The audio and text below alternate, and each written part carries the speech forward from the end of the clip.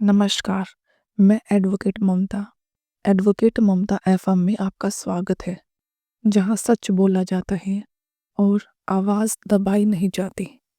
ये कहानी सिर्फ एक बहू की नहीं, ये हर उस औरत की है जिसकी आवाज़ घर की दीवारों में दबा दी जाती है। याद रखिए, चुप्पी कभी समाधान नहीं होती। पूजा की शादी बड़े अरमानों से हुई थी।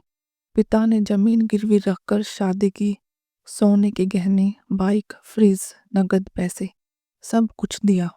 फिर भी मन डर से भरा था। ससुराल में पहले दिन सास रेखा देवी ने मुस्कुराकर कहा, बहू पढ़ी लिखी है, घर संभाल लेगी।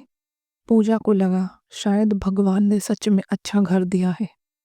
शादी के तीसरे दिन ही ताने शुरू हो गए। आजकल तो कार के बिना शादी अधूरी होती है, रेखा देवी ने रिश्तेदारों के सामने कहा। अंकित चुप रहा। उसकी चुप्पी पूजा के लिए पहली चेतावनी थी।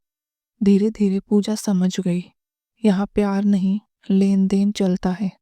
हर बात पर ताना, खाना कम नमक का है, साड़ी सस्ती है, मायके वाले कंजूस हैं।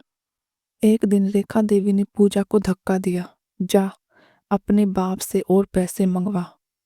पूजा ने पहली बार रोते हुए कहा, माँ जी, अब और कुछ नहीं बचा।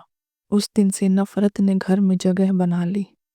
पूजा ने अंकित से कहा, तुम कुछ बोलते क्यों नहीं? अंकित ने जवाब दिया, माँ का गुस्सा है, सह लो।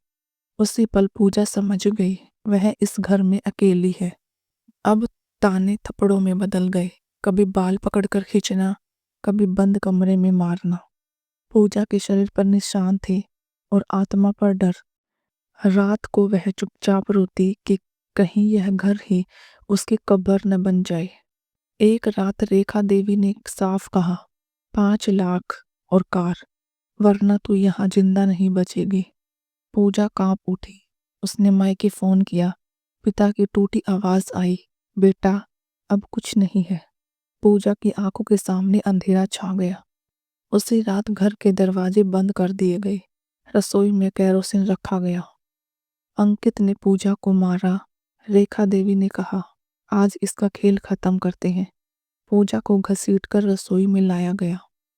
केरोसिन उसके कपड़ों पर डाला गया, माचिस जलाई गई। पूजा चीखी, मुझे मत मारो, मैं मर जाऊंगी। रेखा देवी बोली, मर जाएगी तो नया दहेज आएगा।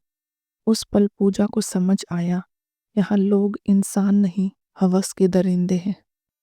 पूजा ने पूरी ताकत से अंकित को धक्का दिया, जलते कपड़ों में बाहर भागी। कांपते हाथों से 112 डायल किया। मुझे दहेज के लिए जलाया जा रहा है। उसकी आवाज टूट रही थी, पर हिम्मत जिंदा थी। सायरन की आवाज सुनते ही रेखा देवी के हाथों से माचिस गिर गई। पुलिस ने दरवाजा तोड़ा, सबूत सामने थे, केरोसिन, माचिस, बंद कमरे।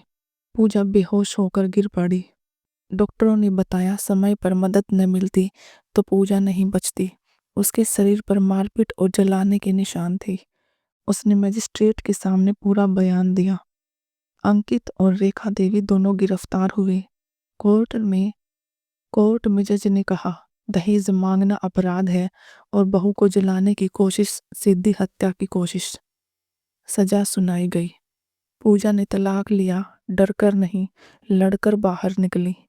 आज वह दूसरी लड़कियों को सिखाती है, अगर दहेज की आग दिखे तो चुप मत रहो।